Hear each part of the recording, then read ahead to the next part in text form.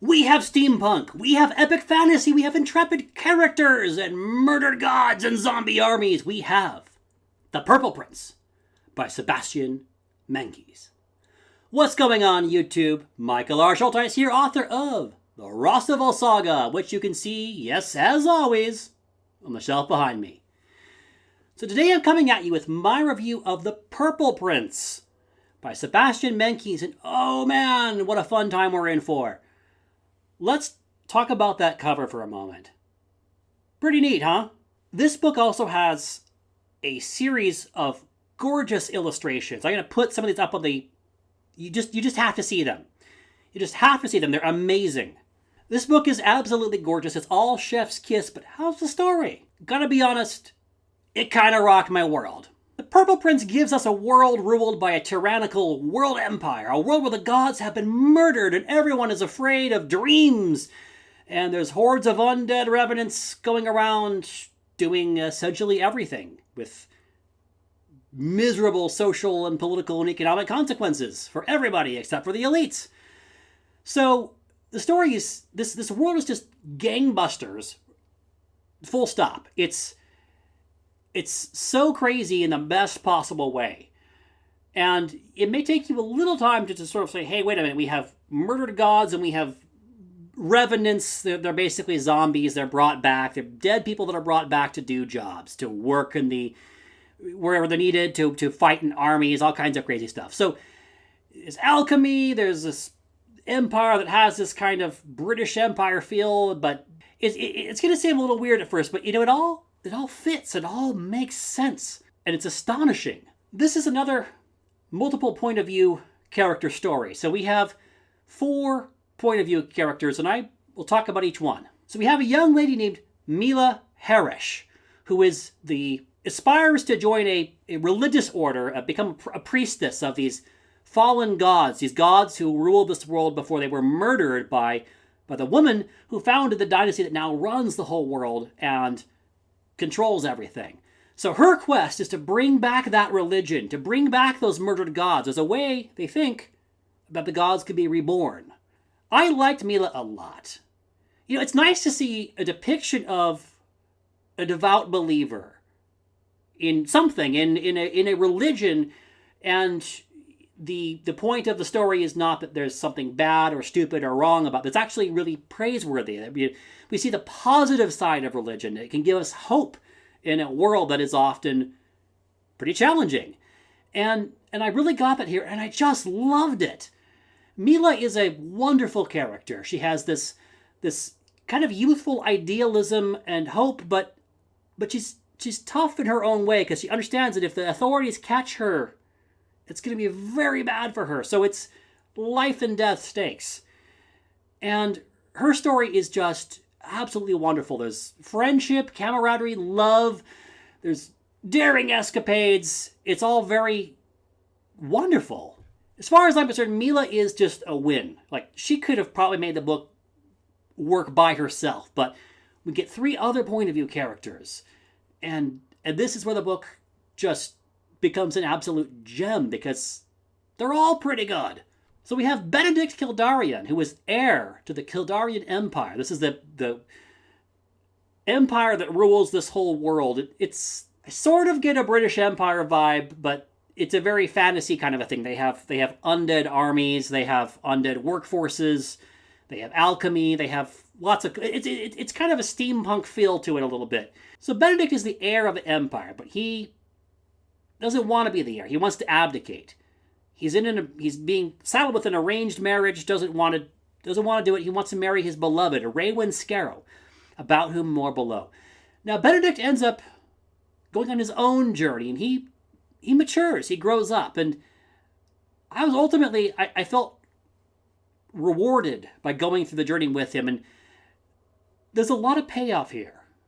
It might not seem like there will be at first, but there's a lot of payoff. So the 3rd point of view character, Angelo Rosquiro. He's an assassin from a horned race of people. There's horned people, or antlered people in this world.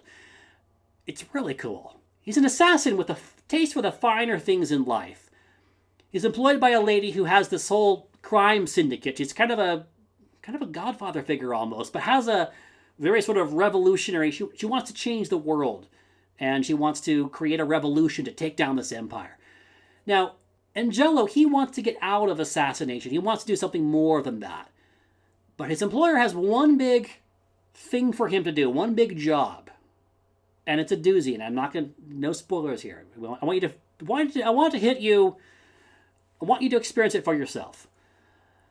So, Angelo is actually a very rewarding character because he's such a fascinating mix of someone who has some very good personality traits. Like he actually does care about other people. I mean, he's an assassin, but he actually has a more than a small caring streak. He's actually a pretty decent guy for an assassin. He rules. He's not going to harm innocent people. It's only guilty people.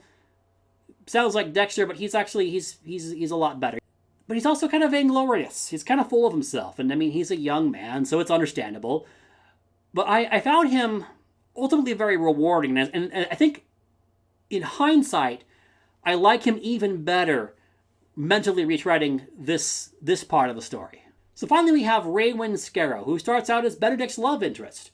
Young lady, noble heritage, but she also likes Endymion, the Purple Prince of a title. He's kind of a nobleman who was set up to be this, almost an inquisitor figure. I think it's probably a pretty fair summary of sorts. Kind of an inquisitor.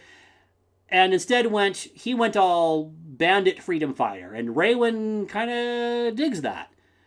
So if it sounds like a YA love triangle, hold on. Don't let this put you off. This is a gem of a book. Raywin herself does end up going on her own character arc, her own journey. She becomes somebody who I end up really liking by the end of this book. She becomes much stronger and has much more firmed opinions about things. I would characterize Raywin's story as going from a young and naive noble girl from a very sheltered background to someone who ends up having a much more mature outlook on things. I think you'll find her arc is fairly satisfying. I think some other characters, I think Mila is still my favorite, but Raywin ended up being quite satisfying too.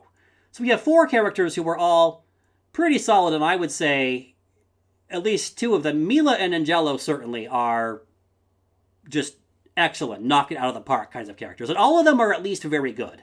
How about the world building? Well, the world building is just gorgeous. It's such a fascinating combination of all of this amazing sort of religious imagery of the gods and these lands that have their own seasonal aesthetic. It's a land of winter, spring, summer, autumn. So it's seasons, and that might sound, you might say, oh, that sounds silly. No, it's not. It's actually very vivid. It actually ends up adding some real beauty to this world. I think what kind of gobsmacked me was just how much beauty there is in this world, despite the revenant, these undead armies, and that also are, they're in the workforce, so they're throwing people out. People can't get jobs because the revenants are taking all the jobs, and there's this whole deal with that, this empire. But there ended up being so much beauty too that I'm just kind of floored, honestly. Like, the world building for me was just a solid win.